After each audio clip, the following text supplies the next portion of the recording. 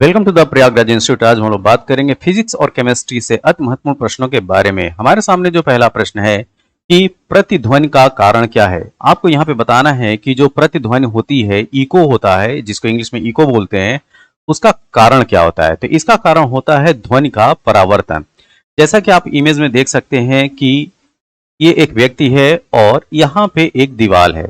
अब इस व्यक्ति के द्वारा जो साउंड की जाती है, ये साउंड यहाँ पहुंचती है और फिर वो रिटर्न होके फिर यहाँ वापस आती है। तो ये जो घटना है वो इको कहलाती है। तो जब किसी स्रोत से, मतलब ये क्या है, सोर्स है, स्रोत से उत्पन्न ध्वनि आगे जाकर किसी वस्तु जैसे कि दीवार, पहाड़ से टकराकर पुनः स्रोत के पास वापस लौटती है, तो इसे प्रतिध्वनि या इको कहते हैं। ठीक, और यह ध्वनि के परावर्तन का परिणाम है। तो फिजिक्स में यह जो घटना कहलाती है वह ध्वनि का परावर्तन कहलाती है। ठीक है, और इस परावर्तन के परिणाम की वजह से कुछ देर बाद स्रोत के पास वह ध्वनि वापस पहुंच जाती है। तो जैसा हम देख रहे हैं कि यह है सोर्स, और इस सोर्स से ध्वनि जो है वो निकलती है और इस दीवार से टकराने के बाद पुनः इस सोर्स के पास पहुंच जा रही है। तो इसी को बोला जाता है इको। और ये जो घटना है ये किसकी वजह से है, वो ध्वनि का परावर्तन की वजह से। अब चलते हैं अगले प्रश्न की तरफ। परावर्तन, जो परावर्तन के नियम के अनुसार आपको बताना है कि क्या होता है। तो आपतन कोण सदैव परावर्तन कोण के बराबर होता है। तो परावर्तन के दो नियम है, ध्यान रखना है। जो परावर्तन के दो नियम है उसमें से जो पहला नियम है कि आपतन कोण और परावर्तन कोण सदैव बराबर होते हैं, अर्थात एंगल आई बराबर एंगल आर। देखिए, जो इंसिडेंट रे है ये इंसिडेंट रे है, मतलब कि आपतित किरण। ठीक, तो आपतित किरण और नॉर्मल, मतलब कि ये जो अभिलंब है, इसके द्वारा जो बना कोण होता है इसको आपतन कोण बोलते हैं या एंगल ऑफ इंसिडेंस बोलते हैं। ठीक है, और नॉर्मल, ये जो नॉर्मल है, और रिफ्लेक्टेड रे जो परावर्तित किरण है, इसके द्वारा जो बना हुआ एंगल है ये आर, इसको एंगल ऑफ रिफ्लेक्शन कहते हैं। तो परावर्तन के नियम के अनुसार जो एंगल आई है वो सदैव एंगल आर के बराबर होता है, जैसे कि यहां पे आप देख सकते हो। दूसरी बात यह है कि जो आपतित किरण है, परावर्तित किरण और अभिलंब तीनों एक ही तल में होते हैं। तो अगर इसको हम ये जो है वो प्लेन माने, तल माने, तो इसमें आप देख सकते हैं कि ये जो इंसिडेंट रे है, नॉर्मल मतलब कि अभिलंब, और रिफ्लेक्टेड रे मतलब कि परावर्तित किरण, ये तीनों क्या है, वो एक ही तल में आपको दिखाई पड़ रहे हैं। तो परावर्तन के दो नियम, क्या आपतन कोण तथा परावर्तन कोण सदैव बराबर होते हैं, angle of incidence equal to angle of reflection, और आपतित किरण, परावर्तित किरण और अभिलंब तीनों एक ही तल में होते हैं। अब चलते हैं अगले प्रश्न की तरफ। प्रकाश के एक माध्यम से दूसरे माध्यम में गुजरने पर उसकी दिशा में होने वाले परिवर्तन की घटना को क्या कहते हैं। तो ये कहलाता है रिफ्रैक्शन, अपवर्तन। ठीक है, तो यह रिफ्रैक्शन की वजह से होता है। तो रिफ्रैक्शन में होता क्या है, जैसे ये इंसिडेंट रे है, मतलब कि आने वाली किरण है, जब यह अपना माध्यम चेंज करती है, जैसे यहाँ पे हम लोग क्या देख रहे हैं, ये है माध्यम एक। ठीक, जब इस माध्यम एक से माध्यम दो में इंटर करती है, ठीक है, तो इंटर करती है तो इसके दिशा में परिवर्तन हो जाता है। क्यों? क्योंकि परिवर्तन होने का कारण ये है, या आप ये कहें कि परिवर्तन होना जो है इस बात पर डिपेंड करता है कि माध्यम एक और माध्यम दो के डेंसिटी में क्या डिफरेंस है। अगर जैसे मान लिया कि जो माध्यम एक है ये जो है ये विरल माध्यम है, ठीक है, मतलब कि विरल माध्यम है, डेंस नहीं है ये जो है रेयर मीडियम है, और ये जो है ये डेंस है। ठीक है, ये सघन है, सघन। ठीक है, ये सघन माध्यम है। तो विरल से, जब विरल से सघन माध्यम में जाएगी तो ये नॉर्मल की तरफ इसकी दिशा जो है वो झुक जानी है। ठीक है, तो जब नॉर्मल की तरफ मतलब अभिलंब की तरफ जब झुक जाएगी तब क्या होगा, तो यहाँ पे जो एंगल ऑफ इंसिडेंस आप ये देख रहे हो ये आई, और ये एंगल ऑफ ये जो रिफ्लेक्शन देखोगे आप, इसमें क्या हो जाएगा, एंगल ऑफ आई जो है वो बड़ा हो जाएगा एंगल ऑफ आर से। ठीक है, अब हम इसका थोड़ा उल्टा कर देते हैं, ये कर लीजिए रेयरर मीडियम, इसको कर लीजिए विरल, मतलब कि माध्यम दो जो है वो विरल हो जाए, और जो मीडियम एक है उसको हम सघन कर लेते हैं। ठीक है, इसको डेंस कर लेते हैं। तब क्या होगा, इसमें क्या होगा कि ये अभिलंब से ये जो किरण है वो दूर निकलेगी, ठीक है, ये दूर निकलेगी, तो यहाँ पे जो एंगल ऑफ रिफ्लेक्शन है वो बड़ा हो जाएगा। तो यहाँ पे इस कंडीशन में क्या हो जाएगा, इस कंडीशन में angle of I is lesser than क्या हो जाएगा, एंगल ऑफ आर, ये कंडीशन होगी। तो इसको ये ध्यान रखिएगा। तो प्रकाश के एक माध्यम से दूसरे माध्यम में गुजरने पर उसकी दिशा में होने वाले परिवर्तन की घटना रिफ्रैक्शन कहलाती है। अब चलते हैं अगले प्रश्न की तरफ। मरीचिका एग्जाम्पल है किसका, तो यह है प्रकाश के अपवर्तन और पूर्ण आंतरिक परावर्तन का। एक्चुअली मरीचिका जो है एक ऑप्टिकल इल्यूजन है, ठीक है, एक दृष्टि भ्रम है। इसमें होता क्या है कि इसमें भी दो माध्यम बन जाते हैं, दो मीडियम बन जाते हैं या माध्यम कह लीजिए, ठीक है। तो एक्चुअली ये जो घटना है ये कूलर एयर मतलब कि ठंडी हवा और गर्म हवा की वजह से होता है, ठीक है। और जैसा कि हम जानते हैं कि जो ठंडी हवा होती है वो डेंसर होती है, मतलब कि सघन होती है, जबकि जो गर्म हवा होती है वो रेयरर होती है, विरल होती है। तो अब जैसे हमने जो है पिछले स्लाइड में देखा कि सघन और विरल दो माध्यम होने की वजह से जब प्रकाश जो है एक माध्यम से दूसरे माध्यम में गुजरता है तो उसकी दिशा में परिवर्तन होता है और यह रिफ्लेक्शन कहलाता है। तो मरीचिका बनने में भी जो घटना होती है वो अपवर्तन मतलब कि रिफ्रैक्शन भी होता है और साथ में टोटल मतलब पूर्ण आंतरिक परावर्तन की घटना भी होती है। अब ये चीज होने की वजह से जो वास्तव में जो ऑब्जेक्ट होता है, जैसे आप ये देख सकते हैं कि ये जो नारियल का पेड़ है ये वास्तव में ये है, लेकिन जो इल्यूजन क्रिएट होता है वो व्यक्ति को ये वाला दिखाई पड़ता है, ठीक है। तो इस तरीके की जो घटना होती है उसको मरीचिका बोलते हैं। तो मरीचिका एक प्रकार का वायुमंडलीय दृष्टिभ्रम है जिसमें प्रेक्षक अस्तित्वहीन, ठीक है, अस्तित्वहीन जलाशय एवं दूरस्थ वस्तु के उल्टे या बड़े आकार के प्रतिबिंब तथा अन्य अनेक प्रकार के विरूपण देखता है। तो यह दृष्टिभ्रम प्रकाश के अपवर्तन और पूर्ण आंतरिक परावर्तन के कारण होता है। तो यहाँ पे हम देख सकते हैं तो वास्तव में ये है नारियल के पेड़, लेकिन इल्यूजन की वजह से, दृष्टिभ्रम की वजह से हमें ये भी दिखाई पड़ता है। डायोप्टर किसकी इकाई है, तो डायोप्टर जो है वो लेंस की क्षमता को डायोप्टर में मापा जाता है, ठीक है। अब इसको समझते हैं। जैसे मान लिया कि कोई लेंस है जिसकी फोकल लेंथ f जो है वो 50 सेंटीमीटर है, कितना है 50 सेंटीमीटर, और 50 सेंटीमीटर को हम 0.5 मीटर भी बोल सकते हैं, ठीक है। अब जब इसकी क्षमता मतलब कि लेंस की क्षमता की बात की जाएगी, पावर की बात की जाएगी, ठीक है, लेंस की पावर P मान लीजिए, तो P बराबर होता है 1/f और इसको मापेंगे किसमें, डायोप्टर D में। तो P बराबर यहां पे लिखेंगे 1/f। अब यहां पे जो फोकल लेंथ है मतलब जो फोकस दूरी है आप इसको किस में लीजिएगा, मीटर में ले जाइएगा, तो 1/0.5। तो ये जो वैल्यू आएगी कितनी आएगी, 2 आएगी। अब ये जो 2 है इसके आगे 2D लिखिए। अब ये D क्या है, यही है डायोप्टर, ठीक है। तो डायोप्टर जो है वो लेंस की क्षमता को मापने के लिए यूज किया जाता है, ठीक है। तो डायोप्टर लेंस की क्षमता का मात्रक है। किसी लेंस की फोकस दूरी अगर f मीटर हो तो उसकी क्षमता क्या हो जाएगी, 1/f, जैसा हमने यहाँ पे लिखा हुआ है। उत्तल लेंस के लिए डायोप्टर जो है वो धनात्मक होता है और अवतल लेंस के लिए ये ऋणात्मक हो जाता है। अब चलते हैं अगले प्रश्न की तरफ। किसके लिए प्रकाशिक तंतु मतलब कि ऑप्टिकल फाइबर का प्रयोग किया जाता है, तो संचार सेवा, कम्युनिकेशन टेक्नोलॉजी में जो है ऑप्टिकल फाइबर का यूज करते हैं।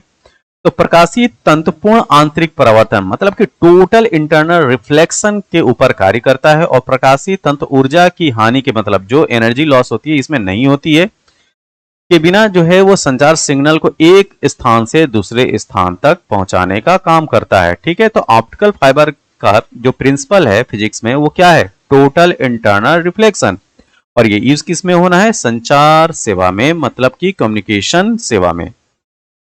प्रकाश वोल्टी के प्रयोग से सौर ऊर्जा का परिवर्तन निम्नलिखित में से किसके उत्पादन से होता है, तो यह है विद्युत ऊर्जा, इलेक्ट्रिक एनर्जी, ठीक है। तो इलेक्ट्रिक एनर्जी विद्युत ऊर्जा के उत्पादन के लिए होता है। तो प्रकाशीय वोल्टेज सेल का प्रयोग सौर ऊर्जा का रूपांतरण करने पर विद्युत ऊर्जा इलेक्ट्रिक एनर्जी उत्पन्न होती है। सूर्योदय और सूर्यास्त के समय वायुमंडल में लालिमा किस कारण छा जाती है, तो यह कारण है प्रकाश के प्रकीर्णन मतलब स्कैटरिंग की वजह से। तो सूर्योदय एवं सूर्यास्त के समय सूर्य की किरणें जो है पृथ्वी के वायुमंडल में अधिक दूरी तय करती हैं, जिसके कारण सूर्य के प्रकाश का प्रकीर्णन मतलब स्कैटरिंग हो जाती है। चूंकि लाल रंग का जो प्रकीर्णन जो होता है वो बहुत कम होता है, समझ रहे हैं। देखिए 7 रंग होते हैं, बैनिया पिनाला या विबग्योर से आप जानते होंगे, ठीक। इन 7 रंगों में जो सबसे कम स्कैटरिंग होती है वो लाल रंग की होती है, रेड कलर की होती है। इसी वजह से सूर्यास्त और सूर्योदय का जो सूर्य होता है हमें लाल कलर का दिखाई पड़ता है और आसमान में जो है वायुमंडल में लालिमा छाई रहती है। अगला प्रश्न, मायोपिया के इलाज में किस प्रकार के लेंस का प्रयोग किया जाता है? तो ये होता है कॉनकेव लेंस। मायोपिया में कॉनकेव लेंस का प्रयोग करते हैं। इनमें से कौन सा वृत्तीय गति का उदाहरण नहीं है? यहां पे पूछा जा रहा है कि कौन नहीं है, ठीक है। तो जो पेंडुलम की गति होती है वो सर्कुलर मोशन में नहीं आता है। बाकी ये जो 3 है, अपनी धुरी पर पृथ्वी की गति वो भी सर्कुलर है, भले 5 जो है इलेप्टिकल होता है, ठीक। पृथ्वी के चारों ओर चंद्रमा की गति ये भी जो है वृत्तीय गति है और वृत्ताकार ट्रैक पर चलती हुई कार की गति भी, ठीक है। तो यहाँ पे इस प्रश्न के अनुसार जो उत्तर है ऑप्शन नंबर डी। जब कोई वस्तु लगातार एक मार्ग में घूम रही होती है तो उसे वृत्ताकार गति कहा जाता है और यह परिपत्र गति और वस्तु की गति स्थिर होनी चाहिए, ठीक है। तो वृत्तीय गति के कुछ एग्जाम्पल क्या है? अपनी धुरी पर पृथ्वी की गति, एक साइकिल या पार्क के एक वृत्ताकार ट्रैक पर चलती हुई कार, पृथ्वी के चारों ओर चंद्रमा की गति, ये सब क्या है? ये सर्कुलर मोशन के अंतर्गत आते हैं। ध्वनि तरंगों की प्रकृति बताना है आपको, ठीक है। तो ध्वनि तरंगे जो है वो अनुदैर्घ्य तरंगे होती हैं, ठीक, लॉन्गिट्यूडिनल वेव होती हैं। तो जब ध्वनि तरंगे वायु में संचरण करती है तो वायु के अणु तरंग की गति की दिशा में, ठीक है। तो जो वेव का जो मोशन होगा वो किधर होगा? वो वेव के गति की दिशा में अनुदिश कंपन करते हैं, इसलिए ध्वनि तरंगे क्या होंगी? अनुदैर्घ्य तरंगे होती हैं। 20 हर्ट्ज से 20,000 हर्ट्ज आवृत्ति वाली ध्वनि को क्या कहा जाता है? ये कहलाती हैं श्रव्य तरंगे, ठीक है। तो तरंगों का जो है हम 3 तरीके से क्लासिफिकेशन करते हैं ध्वनि तरंगे को। एक होती है पराश्रव्य, एक अल्ट्रावायलेट। तो 20,000 हर्ट्ज से जो अधिक आवृत्ति की जो ध्वनि तरंगे होती हैं उनको हम अल्ट्रा वायलेट कहते हैं, ठीक। और श्रव्य तरंगे जो होती हैं ये ऑडिबल वेव हैं, तो ये हैं 20 हर्ट्ज से लेके 20,000 हर्ट्ज आवृत्ति की ध्वनि तरंगे। और अवश्रवित जो तरंगे होते हैं जिनको हम सुन नहीं सकते हैं वो 20 हर्ट्ज से कम आवृत्ति की ध्वनि तरंगे होती हैं, ठीक। तो अल्ट्रासोनिक, अल्ट्रावायलेट नहीं, अल्ट्रासोनिक, ठीक। तो श्रव्य तरंगे और अवश्रव्य तरंगे ये जो है ध्वनि तरंगे के 3 प्रकार हैं। ध्वनि तरंगे सर्वाधिक तीव्र गति किसमें या तीव्र गति से किसमें चलती हैं? तो देखिए ये जो क्रम है, ठोस में सबसे ज्यादा गति होती है, उसके बाद तरल मतलब कि लिक्विड में, और उसके बाद जो नंबर आता है वो गैस का आता है, ठीक है। तो ये क्रम याद रखिएगा। सबसे ज्यादा जो गति होती है ध्वनि तरंगों की वो ठोस में होती है, उसके बाद तरल में, उस सबसे कम होती है गैस में। अस्थायी चुंबक जो नॉन परमानेंट मैग्नेट होते हैं वो किससे बनाए जाते हैं? यहाँ पे अस्थायी की बात की जा रही है, ठीक है। तो ये बनते हैं नर्म लोहे से। तो अस्थायी चुंबक जो है नरम धातुओं से बने होते हैं जो स्थायी चुंबकीय क्षेत्र या विद्युत प्रवाह के संपर्क में आने में क्या हो जाते हैं? मैग्नेटाइज हो जाते हैं, चुंबकित होते हैं। जब वे किसी चुंबकीय क्षेत्र के संपर्क में आते हैं तो चुंबकित हो जाते हैं, और जब चुंबकीय क्षेत्र हटा दिया जाता है तो धीरे धीरे अपना चुंबकत्व जो मैग्नेटिज्म है वो खो देते हैं। निम्नलिखित में से कौन लौह चुंबकीय मतलब फेरोमैग्नेटिक पदार्थ नहीं है? यहां पे बात की जा रही है नहीं है। तो तांबा जो है वो फेरोमैग्नेटिक सब्सटेंस में नहीं आता है। बाकी के जो है लोहा, निकल और कोबाल्ट जो है फेरोमैग्नेटिक हैं। निम्नलिखित में से कौन अर्धचालक नहीं है? ठीक, तो रेडॉन जो है वो अर्धचालक के अंतर्गत नहीं आता है, जबकि जर्मेनियम, सिलिकॉन और सेलेनियम जो है वो सेमीकंडक्टर हैं। यहाँ पे खाली स्थान है उसको भरना है। को कृत्रिम रेशम के रूप में जाना जाता है। तो रेयॉन को जो है हम आर्टिफिशियल सिल्क के नाम से भी जानते हैं, कृत्रिम रेशम के नाम से भी जानते हैं। एक बायोडिग्रेडेबल पदार्थ इनमें से आपको बताना है, ठीक है। तो थर्मोप्लास्टिक, थर्मोसेटिंग प्लास्टिक और पीवीसी पाइप, ये तीनों जो है बायोडिग्रेडेबल नहीं है। तो इस प्रकार जो हमारा उत्तर होगा वो ऑप्शन नंबर डी होगा। देखिए बायोडिग्रेडेबल और नॉन बायोडिग्रेडेबल पदार्थ क्या होते हैं उनके बारे में जानते हैं। ऐसे पदार्थ जिनका प्राकृतिक मतलब कि नेचुरल फैक्टर जैसे कि कवक हो गया, बैक्टीरिया, तापमान, ऑक्सीजन द्वारा डिग्रेड किया जा सकता है, जैव निम्नीकरणीय पदार्थ कहते हैं। Thermoplastic, thermosetting plastic, PVC, polyvinyl chloride pipe जो होती हैं प्राकृतिक पहलुओं मतलब कि कवक बैक्टीरिया से डिग्रेड मतलब कि उनका क्षय नहीं किया जा सकता है और इसलिए इन्हें गैर बायोडिग्रेडेबल पदार्थों के रूप में वर्गीकृत किया जाता है। पीवीसी किसका संक्षिप्त नाम है? जैसा कि मैंने पिछली स्लाइड में बताया, यह है polyvinyl chloride, option number A. तो पीवीसी का फुल फॉर्म होता है पॉलीविनाइल क्लोराइड। एसिटिक अम्ल एक दुर्बल अम्ल है, आपको बताना है इसका कारण कि एसिटिक अम्ल जो है वो दुर्बल अम्ल है तो क्यों है? तो इसका कारण यह है कि यह कम आयोनाइज्ड होता है, मतलब इसमें आयनन करने की जो क्षमता है मतलब ये कम आयनित होता है। तो एसिटिक अम्ल जो है जल में दुर्बल रूप से आयनित होता है और इसलिए यह एक दुर्बल अम्ल है। जल के अम्लीय एवं क्षारकीय विलयन किसके कारण विद्युत के सुचालक होते हैं? तो इसका कारण और कारण मात्र यह है कि हाइड्रोजन आयन की वजह से। तो अम्ल का जलीय विलयन विद्युत का चालन करता है क्योंकि यह जलीय विलयन में आयनीकरण करके हाइड्रोजन आयन उत्पन्न करते हैं। कोई विलयन जो है नीले लिटमस पत्र को लाल कर देता है, ठीक है, ऐसा सोल्यूशन जो है नीले लिटमस को लाल कर देता है तो इसका पीएच संभवतः क्या होगा? तो ध्यान रखना है, जब नीले लिटमस को लाल कर दे तो इसका पीएच मान सदैव जो है वो किससे कम होगा? तो ये सदैव जो है वो 7 से कम होगा, ठीक। तो यहाँ पे जो दिए गए डिजिट है इसमें 7 से कम कौन सी डिजिट है? Option number A. और इसका जो नेचर होगा वो कैसा होगा? एसिडिक होगा, अम्लीय होगा, ठीक है। तो यदि किसी घोल का पीएच मान 7 से कम होता है तो इसे अम्लीय कहा जाता है और एक अम्लीय घोल नीले लिटमस को लाल कर देता है। यदि किसी घोल का पीएच मान 7 से अधिक होता है तो इसे क्षारीय कहा जाता है और एक क्षारीय घोल मतलब जो बेसिक सोल्यूशन होता है लाल लिटमस को नीला कर देता है। ऑक्जेलिक अम्ल का प्राकृतिक स्रोत आपको बताना है। जो ऑक्जेलिक अम्ल है उसका नेचुरल सोर्स है टमाटर, ठीक। तो टमाटर ऑक्जेलिक अम्ल का एक नेचुरल सोर्स है और ऑक्जेलिक अम्ल एक क्रिस्टलीय ठोस होता है जो पानी में रंगहीन मतलब कि कलरलेस घोल बनाता है। इसके अलावा पालक, गोभी, ब्रोकोली, टमाटर जैसे खाद्य वस्तुओं में ऑक्जेलिक अम्ल की काफी मात्रा पाई जाती है और ऑक्जेलिक अम्ल का जो मुख्य उपयोग होता है जंग को हटाने में होता है। लैक्टिक अम्ल का नेचुरल सोर्स क्या है? तो लैक्टिक अम्ल पाई जाती है दही में और दही में जो बैक्टीरिया होता है उसको भी जान लीजिए। दही में पाए जाने वाले बैक्टीरिया का नाम है लैक्टोबैसिलस लैक्टाई। अमलगम एक मिश्र धातु है जिसमें एक धातु हमेशा रहता है, किसके साथ? पारा के साथ, ठीक है। तो पारा तथा अन्य किसी धातु की मिलावट से बनी जो एलॉय होती है, मिश्र धातु होती है, ठीक, उसको हम अमलगम कहते हैं। तो पारा तथा अन्य किसी धातु की मिलावट से बनी मिश्र धातु को संलय या सरंस या अमलगम कहते हैं। लोहे को छोड़ के इसको ध्यान रखना है, ठीक है। एमलगम जो है आयरन को छोड़कर प्राय सभी धातुएं पारे के साथ मिलकर मिश्र धातु बनाती हैं। तो ये ध्यान रखने वाली चीज है कि लोहा अमलगम नहीं बनाता है। सबसे कठोर प्राकृतिक पदार्थ कौन सा है? तो दिए गए ऑप्शन में सही उत्तर क्या है? हीरा, डायमंड।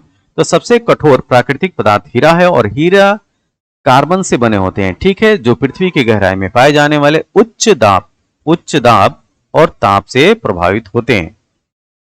एथेनॉल का फंक्शनल ग्रुप बताना है आपको, ठीक है, या क्रियाशील मूलक क्या होता है? तो एथेनॉल का फंक्शनल ग्रुप होता है OH। OH एथेनॉल का क्रियाशील मूलक है जबकि CHO जो है एल्डिहाइड का है। ये किसका है? एल्डिहाइड का है। COH किसका है? ये है कार्बनिक अम्ल का क्रियाशील ग्रुप है और CO जो है वो कीटोन का क्रियाशील या फंक्शनल ग्रुप है। उस बल का नाम बताइए है जिसके परिणाम स्वरूप दो परस्पर प्रभावी वस्तुओं के बीच प्रत्यक्ष भौतिक संपर्क होता है। तो ये है संपर्क बल, कॉन्टैक्ट फोर्स। तो संपर्क वह बल जो किसी व्यक्ति, जीव, वस्तु, निकाय द्वारा किसी व्यक्ति, वस्तु, यंत्र या निकाय पर प्रत्यक्ष भौतिक संपर्क द्वारा आरोपित किया जाता है उसे हम फोर्स ऑफ कॉन्टैक्ट कहते हैं। इसमें आपको गलत स्टेटमेंट पहचानना है, ठीक है। तो दिए गए ऑप्शन में जो गलत स्टेटमेंट है ऑप्शन नंबर बी, यदि समान दिशा में समान बल लगाया जाए तो बल शून्य होगा, ये गलत स्टेटमेंट है, ठीक है। इसकी थोड़ी व्याख्या देखते हैं।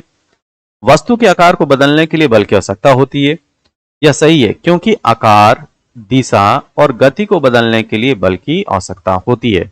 समान दिशा में समान बल लगाने पर बल कैसा होगा? शून्य होगा। यह गलत है क्योंकि शुद्ध बल शून्य होने के लिए दिशा विपरीत होनी चाहिए। ठीक है, दिशा क्या होनी चाहिए? अपोजिट होनी चाहिए, तब जाके शुद्ध बल शून्य होगा।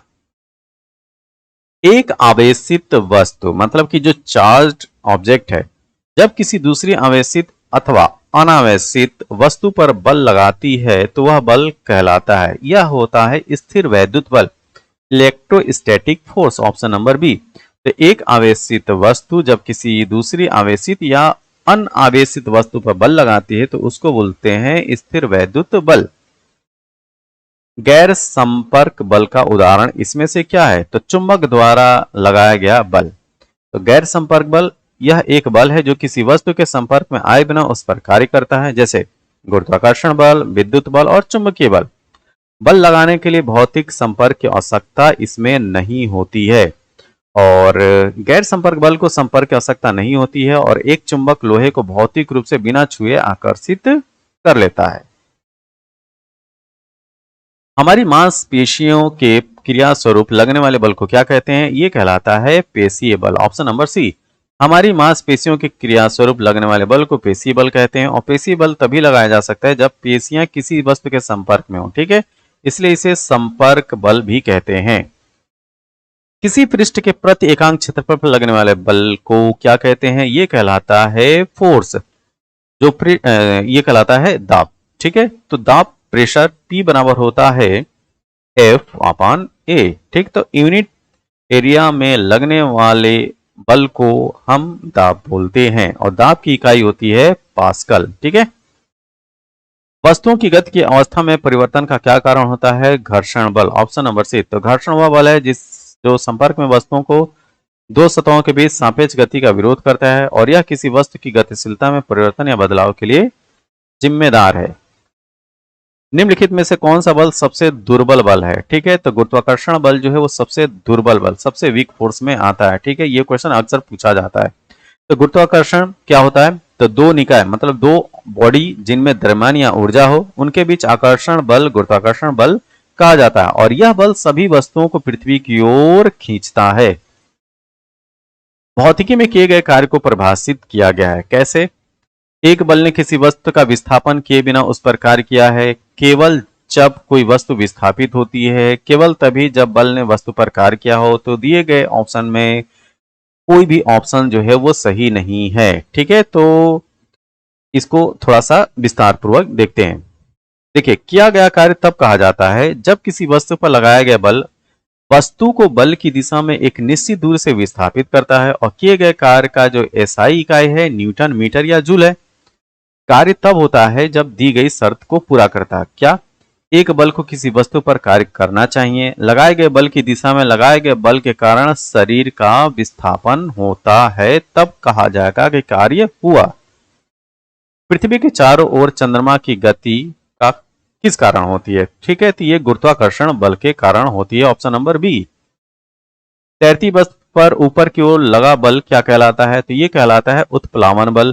तो जब एक पिंड को या तो पूर्ण रूप से या आंशिक रूप से एक तरल में डुबाया जाता है तो पिंड द्वारा अनुभव किए गए द्रव स्थैतिक हाइड्रोस्टैटिक जो प्रेशर होता है बलों के शुद्ध ऊर्ध्वाधर घटक के कारण एक उत्तोलन मतलब एक उछाल उत्पन्न होता है। ठीक है, इस उत्तोलन को उत्प्लावन बल कहा जाता है और इस घटना को उत्प्लावकता कहा जाता है। ठीक है, बॉयंसी जड़त्व का नियम कहलाता है। ठीक है, तो न्यूटन की गति का जो पहला नियम है वो लॉ ऑफ इनर्शिया के नाम से जाना जाता है। देखिए, अब ये है क्या? यदि कोई वस्तु जो है विरामावस्था स्थिर अवस्था में है तो वह तब तक अपने विराम अवस्था में ही रहेगी जब तक उस पर कोई बाहरी बल न लगाया जाए, और गतिशील है तो तब तक एक समान गति की अवस्था में रहेगी जब तक कि उस पर बाहरी बल लगाकर उसे स्थिर न किया जाए। तो दूसरे शब्दों में इस प्रकार हम कह सकते हैं कि सभी वस्तुएं अपनी अवस्था परिवर्तन का विरोध करती हैं। तो न्यूटन के प्रथम नियम को जड़त्व का नियम लॉ ऑफ इनर्शिया भी कहा जाता है। ये तो हो गया न्यूटन के गति का पहला नियम। साबुन के बुलबुले के गोलाकार होने का कारण क्या है? इसका कारण है सरफेस टेंशन, पृष्ठीय तनाव। तो पृष्ठीय तनाव की वजह से साबुन का बुलबुला जो है वो गोलाकार आकार प्राप्त करता है और पृष्ठ तनाव सिद्धांत के अनुसार तरल पदार्थ में कम से कम संभावित सतह क्षेत्र प्राप्त करने की प्रवृत्ति होती है, कम से कम सरफेस एरिया लेने की जो टेंडेंसी होती है वो पृष्ठ तनाव की वजह से होती है। लेकिन जब यह किसी भी सतह पर नहीं होती है तो न्यूनतम संभव सतह क्षेत्र प्राप्त करने के लिए यह गोलाकार आकार ले लेता है। कैसा आकार ले लेता है? गोलाकार। जब दूध को मथा जाता है, ठीक है, तो मलाई दूध से अलग हो जाती है। इसका कारण क्या है? यह है अपकेंद्रीय बल, ठीक है, यह है अपकेंद्रीय बल, ऑप्शन नंबर सी।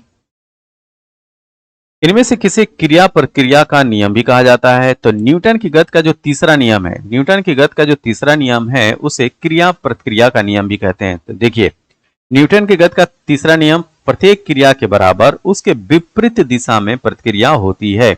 तो न्यूटन के तृतीय नियम को क्रिया प्रतिक्रिया का नियम भी कहा जाता है।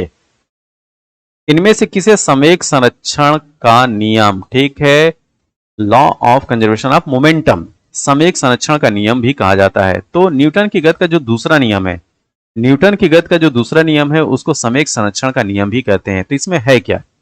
न्यूटन की गति का दूसरा नियम क्या है? किसी भी वस्तु के संवेग में परिवर्तन की दर उस पर लगाए गए बल के समानुपाती होती है, मतलब जो फोर्स लगाया जाता है उसके प्रोपोर्शनल में होता है, तथा संवेग परिवर्तन की दिशा वही होती है जो बल की दिशा होती है, ठीक है। तो संवेग में जो परिवर्तन की जो दिशा होगी, डायरेक्शन होगी, वो फोर्स ऑफ डायरेक्शन भी होगी, मतलब कि जिधर बल की दिशा होगी उधर संवेग परिवर्तन की भी दिशा होगी। और न्यूटन के द्वितीय नियम को संवेग संरक्षण का नियम, law of momentum, law of conservation of momentum भी कहा जाता है। भौतिक तुला कार्य करता है किस प्रिंसिपल पे? तो ये कार्य करता है समानांतर बल के सिद्धांत पर। तो भौतिक तुला जो है वो समानांतर पैरेलल फोर्स के प्रिंसिपल पे कार्य करता है। डेंगू बुखार के दौरान मानव शरीर में निम्नलिखित में से किसकी कमी हो जाती है? तो प्लेटलेट्स की कमी हो जाती है डेंगू फीवर में। देखिए, एक मच्छर जनित वायरल बीमारी है क्या? डेंगू। तो डेंगू को फैलाने का काम करता है मच्छर, और जिस मच्छर की वजह से होता है उसका नाम है एडिज एजिप्टी। तो एडिज एजिप्टी की जो फीमेल मॉस्किटो है, मादा मच्छर है, उसके द्वारा फैलता है, और डेंगू बुखार के परिणाम स्वरूप जो व्हाइट ब्लड सेल्स हैं और प्लेटलेट, इनकी संख्या में गिरावट आ जाती है। निम्नलिखित में से कौन सा रोग एक वायरस द्वारा फैलता है? तो हेपेटाइटिस दिए गए ऑप्शन में जो सही उत्तर है ऑप्शन नंबर बी। हेपेटाइटिस जो है लीवर से जुड़ी बीमारी है जो वायरल के इन्फेक्शन के कारण होती है। डीपीटी वैक्सीन का प्रयोग किन बीमारियों के लिए किया जाता है? तो डीपीटी का प्रयोग करते हैं डिप्थीरिया, काली खांसी और टिटनेस के लिए। तो डीपीटी वैक्सीन शिशु को डिप्थीरिया, काली खांसी, टिटनेस जैसे संक्रामक रोग से बचाव करने के लिए उपयोग किया जाता है, और यह वैक्सीन बच्चों को रोगों से लड़ने के लिए तैयार करती है। निम्नलिखित जोड़ों में किसमें सुमेल नहीं है? ठीक, निमोनिया जो है वो सुमेल सही है, ठीक है। तो निमोनिया जो है फेफड़े से संबंधित बीमारी है, सही है। मोतियाबिंद जो है आंख से संबंधित बीमारी है। पीलिया जो है लीवर से, और मधुमेह जो है वो पेनक्रियास की में गड़बड़ी की वजह से होता है, ठीक है। तो निमोनिया जो है फेफड़ों को प्रभावित करने वाली एक गंभीर बीमारी है। मोतियाबिंद आंखों से संबंधित है। पीलिया शरीर में बिलिरुबिन की मात्रा अधिक होने के कारण होती है, ठीक। और मधुमेह एक मेटाबॉलिक डिसऑर्डर है जो कि रक्त शर्करा के स्तर को प्रभावित करता है। इनमें से कौन एक अनुवांशिक रोग नहीं है? ठीक है, तो दमा जो है वो अनुवांशिक रोग के अंतर्गत नहीं आता है, जबकि वर्णांधता, रंजकहीनता, हीमोफीलिया, ये तीनों जो है वो अनुवांशिक रोग के अंतर्गत आते हैं। वर्णांधता मतलब कि कलर ब्लाइंडनेस, रंजकहीनता मतलब कि एल्बिनिज्म, हीमोफीलिया, ये सब अनुवांशिक रोग के अंतर्गत आते हैं। हीमोफीलिया को जो है रॉयल डिजीज भी बोलते हैं। इटाई इटाई रोग किस विषाक्त तत्व के दीर्घकालीन अधिकता से होता है? तो कैडमियम की अधिकता की वजह से इटाई इटाई रोग होता है।